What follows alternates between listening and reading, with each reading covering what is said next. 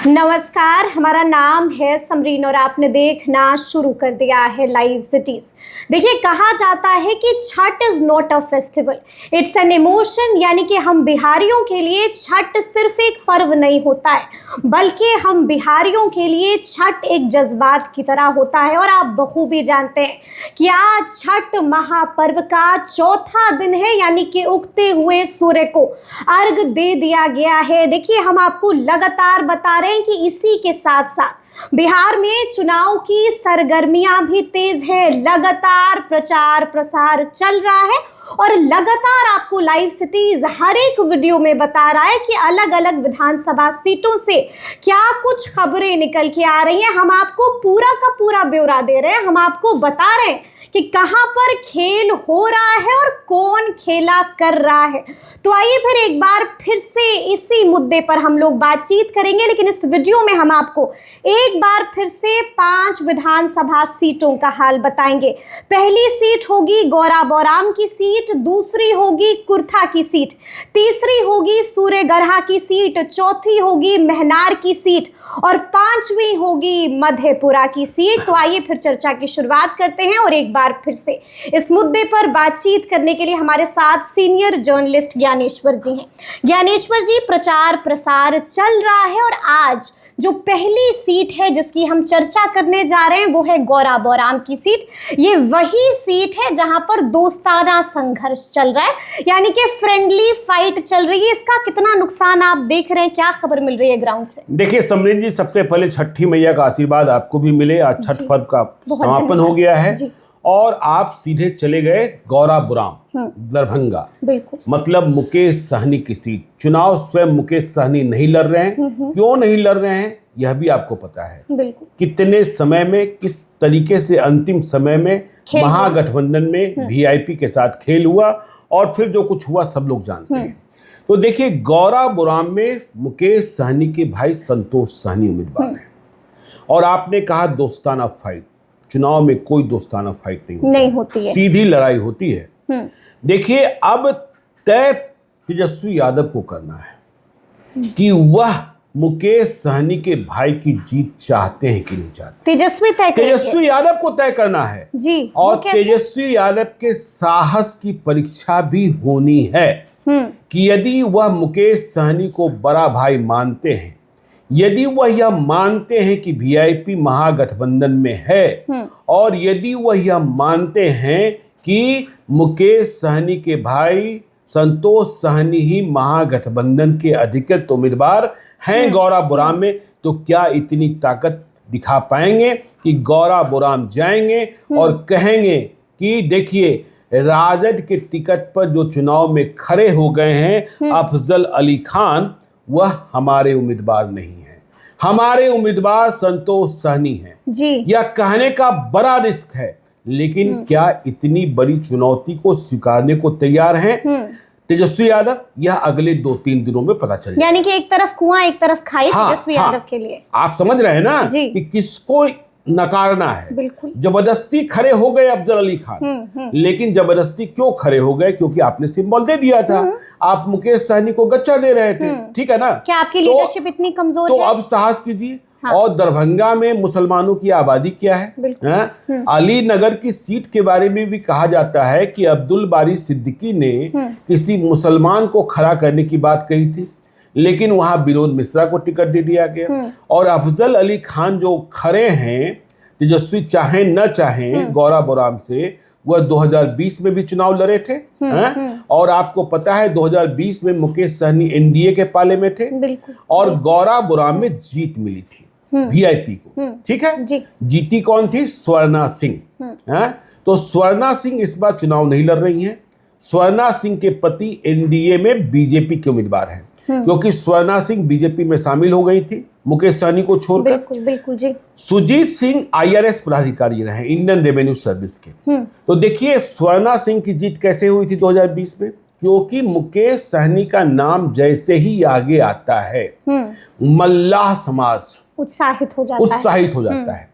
हमारे रिपोर्टर अभिषेक हैं, वह कई क्षेत्रों में गए हुए थे। उन्होंने कहा कि देखिए, जब बीजेपी के नेता जाते हैं तो मल्लाह उनके सामने बोल देते हैं लेकिन जैसे ही नेता आगे बढ़ते हैं तो छूट गए लोग, वहां ठहरे हुए मल्लाह लोगों से यदि आप बात कीजिएगा तो कहेंगे नेता तो मुकेश सहनी ही है। अच्छा, ठीक है ना? जी जी। तो मुकेश सहनी का मल्लाह वोट। तो अब देखिए सुजीत सिंह जो बीजेपी के प्रत्याशी हैं उन्हें एनडीए का वोट लेना है। 2015 में यहां मदन सहनी जीत गए थे जेडीयू वाले, ठीक है ना? और मुकेश सहनी के भाई संतोष सहनी को मुसलमानों का वोट लेना है। मल्लाह तो है ही है। तो तेजस्वी यादव की परीक्षा है, बहुत बड़ी परीक्षा वहां है, ठीक है ना? और इसका संदेशा दूर तक जाएगा। यदि वे जाकर नहीं कह पाते हैं तो यह बात भी बेमानी होगी कि वह मन से मुकेश सहनी के साथ है। बिल्कुल, क्योंकि आपने कहा छठ महापर्व जो है एक इमोशन भी है। बिल्कुल, तो मुकेश सहनी के लिए गौरा बुराम एक इमोशन भी है, एक इमोशन भी है, हाँ इमोशन भी है। हाँ। और वहां देखिए अफजल अली खान ही नहीं, जिन्हें अब बागी कह दीजिए, बागी ही हैं, क्योंकि उन्हें कहा गया था कि सिंबल लाकर वापस दे दीजिए, लेकिन उन्होंने सिंबल वापस नहीं किया। लालू यादव ने पत्र लिखा, लेकिन पत्र लिखने में तकनीकी भूल थी। उन्होंने कहा महागठबंधन के उम्मीदवार सुरेश सहनी है। देखिए चुनाव आयोग की नजरों में महागठबंधन कुछ भी नहीं है। चुनाव आयोग की नजर में राष्ट्रीय जनता दल है, जनता दल यूनाइटेड है, भारतीय जनता पार्टी है, विकासशील इंसान पार्टी है, जनसुराज पार्टी है। देखिए आपको वहां थोड़ा सा दूसरे किस्म का तिक्रमी बुद्धि लगाना था। आप कह सकते थे कि अफजल अली खान सिंबल चुरा कर चले गए। हाँ बिल्कुल, कह सकते थे। हाँ बिल्कुल, हाँ आप कह सकते थे कि उस पर हमारा हस्ताक्षर है। कठोर शब्दों का प्रयोग कर सकते थे, लेकिन मतलब आपने नहीं किया। हाँ नहीं किया, ठीक है ना? तो देखिए वहां तेजस्वी यादव की परीक्षा, और जनसुराज पार्टी ने भी खेला कर रखा है। वहां मोहम्मद इफ्तिकार आलम मतलब दूसरे मुसलमान, और यहाँ ओवैसी की पार्टी भी लड़ रही है, अख्तर शमशाह, ठीक है ना, लड़ रहे हैं। तो अब सोचिए लड़ाई संतोष सहनी बनाम सुजीत सिंह, और इसमें 3 मुसलमान घुसे हुए हैं। मुसलमानों की आबादी भी यहाँ ठीक ठाक है। तो तेजस्वी की प्रतीक्षा कीजिए कि तेजस्वी जाते हैं कि साथ में राहुल गांधी भी जाते हैं, मुकेश सहनी तो जाएंगे ही जाएंगे, हाँ जाएंगे ही जाएंगे। और मल्लाह तो पूरा खड़ा ही खड़ा है, यादव भी खड़े हैं, लेकिन मुसलमानों की जरूरत है, मुसलमानों की जरूरत है, यानी कि तेजस्वी यादव की अग्नि परीक्षा है। तो चलिए अब दूसरी सीट का जिक्र करेंगे हम, और दूसरी सीट जिसकी हम चर्चा करने जा रहे हैं वो है कुर्था की सीट। और इस बार कुर्था में भी राजद हो या फिर जेडीयू, दोनों ने ही एक्सपेरिमेंट किया है। किसका एक्सपेरिमेंट आपको सफल होता हुआ नजर आ रहा है? नहीं देखिए राजद और जदयू ने एक्सपेरिमेंट किया, आप सही कह रही हैं, लेकिन यहाँ क्या हुआ? यहाँ देखिए राजद ने बागी कुमार वर्मा का टिकट काट दिया। डांगी, ठीक है, उम्र भी हो गई थी उनकी, चुनाव लड़ने के प्रति कितने गंभीर थे मुझे नहीं पता। और जेडीयू ने भी, उनके उम्मीदवार रहे नहीं। तो जेडीयू ने एक सामान्य कार्यकर्ता पप्पू कुमार वर्मा, यह 2020 में आरएलएसपी से लड़े थे, उपेंद्र कुशवाहा की पार्टी, तब आरएलएसपी ही नाम था। और अब जो एनडीए में सीट शेयरिंग हुई, उपेंद्र कुशवाहा को मात्र 6 सीटें मिली, तो उनके कुछ उम्मीदवार दूसरी पार्टी के सिंबल पर लड़ रहे हैं, उनके कार्यकर्ता। तो पप्पू वर्मा भी उपेंद्र कुशवाहा के ही कार्यकर्ता है। अब जेडीयू के उम्मीदवार हैं, ठीक इसी प्रकार से आप गो में देख रहे हैं रणविजय सिंह। तो पप्पू कुमार वर्मा सामान्य कार्यकर्ता, और वहां जो एनडीए का सर्वे हो रहा था उसमें सबसे आगे यही दिख रहे थे, पप्पू कुमार वर्मा ही। ठीक है, उत्तम कुशवाहा भी थे, हाँ, उत्तम कुशवाहा भी अभय कुशवाहा के भाई भी चुनाव लड़ना चाहते थे, अजय कुशवाहा, हाँ। लेकिन सर्वे में, हाँ। तो देखिए सर्वे का बड़ा ध्यान रखा है जेडीयू ने, ठीक है ना, और 3 सर्वे कराए गए थे, इसलिए अपना चुनाव चिन्ह देकर उन्हें चुनाव लड़ाया गया, पप्पू कुमार वर्मा को। तो देखिए जब 2020 का चुनाव हो रहा था तो डांगी कुशवाहा डांगी लड़ाई। इस बार क्या हुआ कि आरजेडी ने बागी कुमार वर्मा का टिकट काट दिया, और मजबूरी थी कि तेजस्वी यादव ने और लालू यादव ने एक कमिटमेंट कर रखा था जगदीश शर्मा को कि आपके बेटे को हम राहुल शर्मा को घोसी से लड़ाएंगे, लेकिन घोसी की सीट माले ने छोड़ी नहीं, तो उनका एडजस्टमेंट किया जाना था। तो राहुल शर्मा को दे दिया गया जहानाबाद से जीते हुए थे सुदय यादव। तो सुदय यादव पहले बेटिकट हुए, लेकिन यह बात लगने लगी कि सुदय यादव के टिकट कटने से यादव और उत्तेजित हो जाएंगे, तो सुदय यादव को भेज दिया गया कुर्था। कुर्था कब का भूल चुके थे सुदय यादव, बिल्कुल उनके पिता का रिश्ता रहा, लेकिन ये कब का भूल चुके थे और कभी सोचे ही नहीं थे कि कुर्था भी हमें लड़ना होगा। तो कुर्था के लिए नए हो गए सुदय यादव। कुर्था भी एक्सपेरिमेंट हो गया। हाँ, कुर्था के लिए नए हो गए। और उधर पप्पू वर्मा के पक्ष में देखिए कुशवाहा डांगी भले अलग अलग हैं, लेकिन दोनों अपने को कनेक्ट कर लेते हैं। तो वहां लड़ाई अच्छे से फंस गई। और आप कह सकते हैं कि पप्पू वर्मा के पक्ष में एनडीए वहां मजबूती से, क्योंकि बीजेपी ने भी और एलजेपीआर ने भी माना था कि यहाँ हम लोगों की उम्मीदवार से ज्यादा बेहतर उम्मीदवार आरएलएम के हैं पप्पू वर्मा। हाँ, तो उस तरीके से। लेकिन अब देखिए अति पिछड़ी जातियों का मत, अति पिछड़ी जातियों का मत। अब वहां जनसुराज पार्टी ने चुनाव लड़ाया है रामबली सिंह चंद्रवंशी को। पूर्व विधान पार्षद हैं, लालू यादव की पार्टी से ही थे, उनकी सदस्यता खत्म कराई गई थी, इसलिए उनके प्रति थोड़ी सहानुभूति भी है लोगों की। और जब इनका भी नामांकन हुआ था तो भीड़ इतनी उमड़ी थी कि पूछिए मत। प्रशांत किशोर के भरोसेमंद भी हैं। तो अब यादव, देखिए यादव और मुसलमान एक साथ तो रहेंगे ही रहेंगे। अब अति पिछड़ी जातियों का मत और गैर दैन मतलब अदर देन ओबीसी में मतलब यादव, ठीक है, क्या ये सब एक होंगे या दो जगह विभाजन होगा, यह देखने की बात होगी। और इससे कुर्था का नतीजा निकलेगा, ठीक है ना। तो कुर्था में लड़ाई दिलचस्प है, लड़ाई त्रिकोणीय है, इस बात को समझिए। आगे चलकर लड़ाई आमने सामने की भी हो सकती है, और अगर लड़ाई जो है वो आमने सामने की होगी तो वो भी हम आपको बताते रहेंगे। तो अगली सीट जिसकी हम चर्चा करेंगे वो है सूर्यगढ़ा की सीट। और ये सीट चर्चा में आई थी 2020, जब हमने देखा कि वहां पर क्या हुआ, राजद का लालटेन जला। लेकिन उसके बाद फ्लोर टेस्ट भी हुआ था, और फ्लोर टेस्ट के दौरान यहाँ के विधायक चर्चा में आ गए और ये सीट चर्चा में आ गई। इस बार क्या खबर है? नहीं, देखिए सूर्यगढ़ा और लखीसराय दोनों की सीट हॉट बनी हुई है। ठीक, आपने कहा कि प्रहलाद यादव 2020 में जीते, लालू यादव के सिंबल पर, हाँ बहुत भरोसेमंद। लेकिन फ्लोर टेस्ट में वह लालू यादव के घर में रहे, तेजस्वी यादव के साथ रहे, विधानसभा पहुंचे तो दूसरी ओर चले गए। विजय कुमार सिन्हा उन्हें लेकर आए नीतीश कुमार की सरकार को बचाने के लिए। लेकिन जब टिकट की बारी आई तो ललन सिंह ने क्या कह दिया, लखीसराय का आतंक इस बार चुनाव नहीं लड़ेगा। तो आशय साफ साफ था कि प्रहलाद यादव को टारगेट किया गया, नहीं मिलने जा रहा।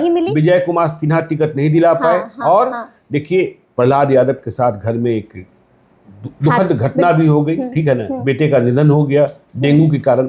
यह भी विचित्र, टूट भी गए हुआ, नहीं तो वह स्वयं भी चुनाव मैदान में होते, ठीक है, चाहे जिस अवस्था में होते।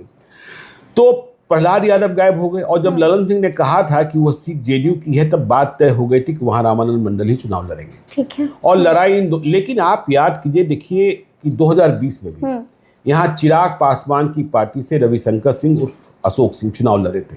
और 40,000 से अधिक जो मत आए थे, वह मत चिराग पासवान का नहीं था, वह मत अशोक सिंह का था। अच्छा। अशोक सिंह वहां लगातार सक्रिय रहते हैं। तो अशोक सिंह को लेकर इस बार चर्चा थी कि यह सीट, देखिए जब चिराग पासवान ने लिस्ट सौंपी थी तो उसमें सूर्यगढ़ा को भी शामिल रखा था, अच्छा, ठीक है ना। लेकिन सूर्यगढ़ा की सीट उनके खाते में आई नहीं। तो अशोक सिंह निर्दलीय चुनाव लड़ रहे हैं, निर्दलीय मैदान में, और उनकी चर्चा किसी से भी अधिक हो रही है, किसी से भी अधिक हो। तो प्रहलाद यादव का टिकट कटा तो किसको मिला? प्रेम सागर चौधरी को, ठीक है। अब प्रेम सागर चौधरी के साथ प्रहलाद यादव कितने हैं यह सबको पता है, सूर्यगढ़ा की जनता को पता है। हाँ। प्रेम सागर चौधरी कितना कर पाएंगे यह भी।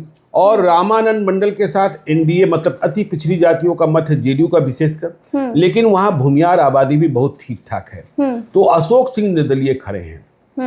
तो जैसे आप देख रहे हैं, हाँ, जैसे आप नहीं, डैमेज नहीं, कुछ भी हो सकता है, जैसे आप गोविंदपुर में, नवादा में मोहम्मद कामरान की चर्चा हो रही है, बिल्कुल, जैसे बरबीघा में सुदर्शन कुमार की चर्चा हो रही है, वैसे ही सूर्यगढ़ा में चर्चा हो रही है अशोक सिंह की। अच्छा। और कि अशोक सिंह सब दिन लगे रहते हैं, इतनी मेहनत करते हैं, लोगों से सामंजस्य बना रहता है, और हर बार यह चुक जाते हैं। तो क्यों चुक जाते हैं? तो इस बार उनके साथ सहानुभूति और संवेदनाएं भी है, लोगों के जज्बात जज्बात जुड़े हुए हाँ, हैं। तो लोगों के जज्बात, तो यहाँ त्रिकोणीय लड़ाई है, ठीक है ना, त्रिकोणीय लड़ाई है, आरजेडी जेडीयू बनाम निर्दलीय, लेकिन जनसुराज के अमित सागर हैं, और अमित सागर ने जनसुराज का झंडा, जनसुराजी बहुत पहले बन गए थे, ठीक है, और उन्होंने भी यहाँ बहुत मेहनत की है, सामाजिक समीकरणों को यह बनाते और बिगाड़ते भी दिखाई पड़ रहे हैं, लेकिन इनका बूथ लेवल मैनेजमेंट क्या है, यह देखने की बात होगी, यह देखने की बात होगी।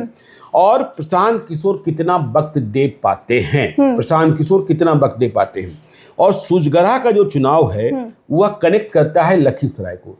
लखीसराय में ज्यादा खेल चल रहा है, लखीसराय में इतना खेल चल रहा है कि उसे समझने के लिए आपको पाताल लोक में जाना होगा। पाताल लोक में जाना हाँ, होगा। क्योंकि देखिए जी। पाताल लोक में ही लोग उठते हैं और गिरते हैं, ठीक है ना। तो पाताल लोक में कौन सोया हुआ है, किसे जगाया जा रहा है, कौन जागा हुआ है, उसे सुलाया जा रहा है।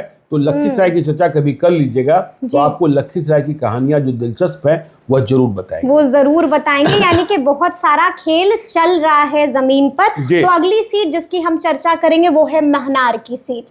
महनार में क्या लगता है क्या होगा, ये भी हॉट सीट बनी हुई थी। देखिए महनार का खेल स्वयं तेजस्वी यादव ने बिगाड़ दिया। तेजस्वी ने बिगाड़ दिया? हाँ, स्वयं तेजस्वी यादव ने बिगाड़ दिया। देखिए, क्योंकि देखिए फैसला लेने में इतनी देरी होती है, इतनी देरी होती है कि संभावनाएं और चुनौतियां वह कम होती है या खाली हो जाती है।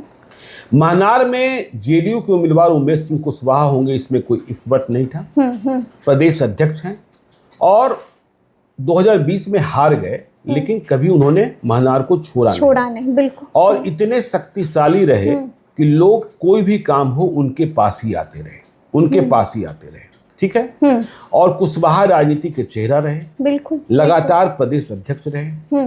तो उमेश सिंह कुशवाहा 2020 हारे थे। रमा सिंह की पत्नी बीना देवी चुनाव जीती थी जी। तो रमा सिंह चले गए चुनाव के पहले 2024 में लोजपा के साथ। बीना देवी ने पाला नहीं बदला था, लेकिन रमा देवी के साथ ही थी, रमा सिंह के। तो टिकट की उम्मीद थी, बीना देवी को टिकट महनार में मिल जाएगा या महुआ में मिल जाएगा या गायघाट में मिल जाएगा, एलजीपीआर का कहीं से नहीं मिला। उन्हें भी अंतिम समय तक झुलाया चिराग पासवान ने, उन्हें भी अंतिम समय तक झुलाया। तो रमा सिंह कहीं से चुनाव नहीं लड़ रहे, मतलब अपनी पत्नी को नहीं लड़ा रहे हैं, ठीक है। बीते दिन गए थे मिलने के लिए तेजस्वी से, सुन रहे, ऐसी खबरें हैं कि मुलाकात हुई है, लेकिन इस बात की संपुष्टि नहीं है। रामा सिंह क्या करेंगे इस बात को भी ध्यान रखना होगा, ठीक है। लेकिन हमने क्यों कहा कि देखिए महनार में तेजस्वी यादव ने देर कर दी, तो देर इस मायने में हुई कि इंजीनियर रविंदर सिंह जो 2020 में एलजेपी के उम्मीदवार थे, जिनके कारण बीना देवी की जीत हुई और उमेश कुशवाहा की हार हो गई, उन्हें करीब 30,000 मत आ गए थे। तो इंजीनियर रविंदर सिंह को पिछले 6 महीने से आरजेडी में ज्वाइन कराया जा रहा था। वो लगातार तैयारी कर रहे थे, तारीखें बढ़ रही थी, इसलिए वो हमेशा परेशान रहते थे। लेकिन उन्होंने क्षेत्र नहीं छोड़ा था और उन्होंने तय कर रखा था कि हम महनार लड़ेंगे ही लड़ेंगे। तो तेजस्वी यादव का इंतजार करते रहे, आखिर में टिकट मिला भी। लेकिन यह इंतजार क्यों करा रहे थे और कैसे तेजस्वी यादव के कारण खेल बिगड़ गया? देखिए वहां एक संजय राय है, अच्छा, ठीक है ना। संजय राय तो इंजीनियर रविंदर सिंह से ज्यादा आश्वस्त थे कि टिकट उन्हें ही मिलेगा। लेकिन हम बार बार कहा करते थे कि वैशाली में एक राजपूत को तो महागठबंधन टिकट देगा और महनार में नहीं देगा तो कहाँ देगा, ठीक है ना। तो संजय राय भी ऐसी तैयारी कर रहे थे कि पूछिए मत। और जो तेजस्वी यादव के बहुत खास लोग हैं, जो बहुत कुछ तय करते हैं, उनमें एक का आशीर्वाद संजय राय को था। अच्छा, संजय राय को था। तो संजय राय को जब टिकट नहीं मिला, आखिर में इंजीनियर रविंदर सिंह को ही टिकट मिल गया, तो संजय राय ने मैदान नहीं छोड़ा, निर्दलीय कूद गए हैं जी, और मजबूती से लड़ रहे हैं, ठीक है। तो यह नुकसान किसको पहुंचा रहे हैं?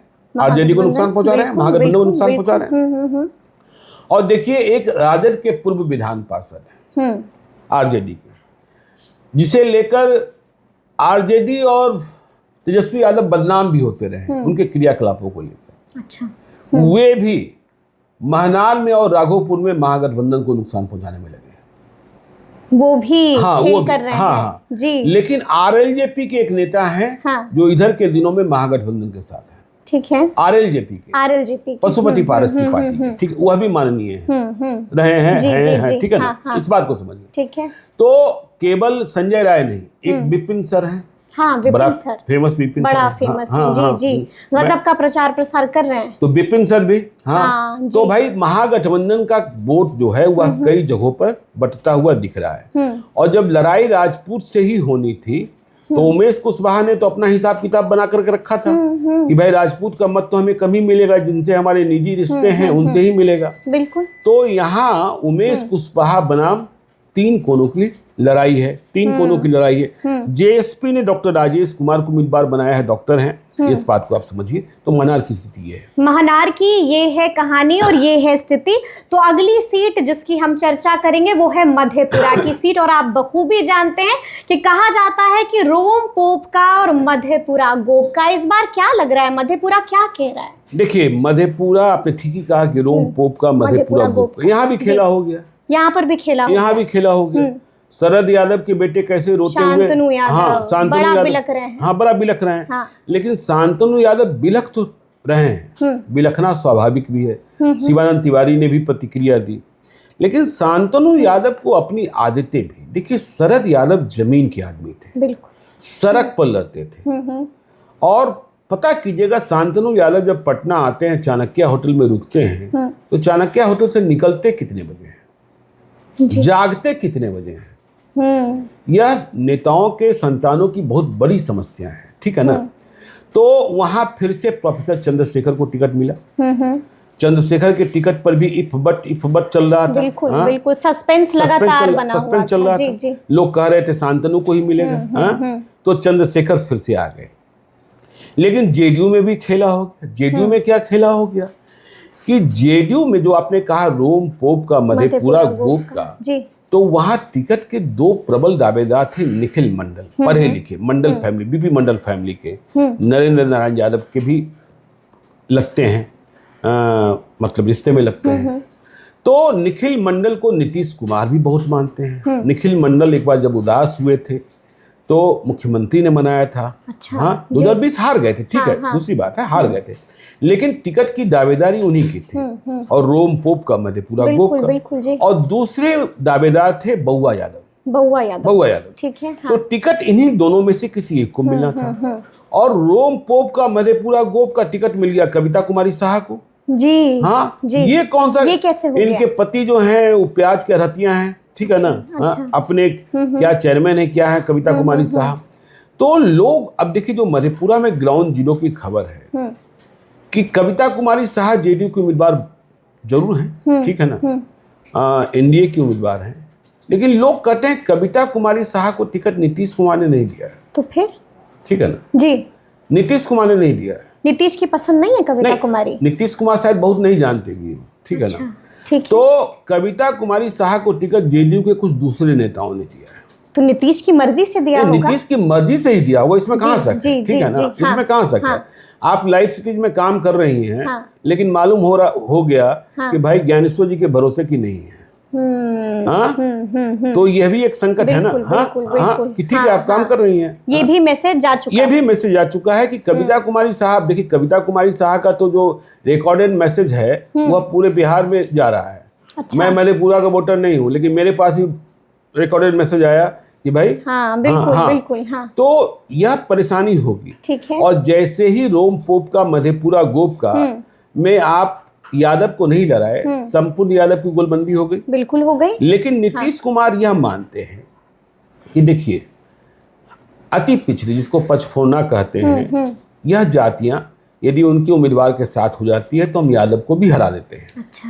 देखिए शरद यादव जब चुनाव लड़ते थे, जीतते थे जेडीयू से, मधेपुरा से, तो यादवों के मत से नहीं जीतते थे। यादवों का मत तो कम ही मिलता था। लालू यादव के खिलाफ भी लड़े, पप्पू यादव से भी लड़े, जीते हारे, ठीक है ना, दिनेश चंद्र यादव से भी जीते हारे।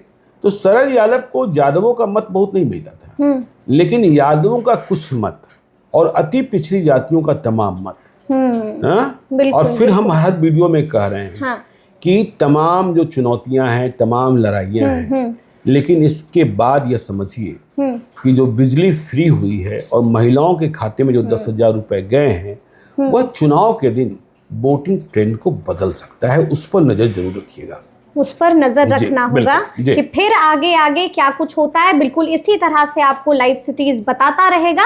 तो फिर ये पूरी खबर, पूरी जानकारी, पूरी चर्चा आपको कैसी लगी है, कमेंट करके हमें जरूर बताइएगा। तो ऐसे तमाम अपडेट्स के लिए बिल्कुल ऐसे ही हमारे साथ बने रहिएगा और देखते रहिएगा लाइव सिटीज। बहुत शुक्रिया, धन्यवाद।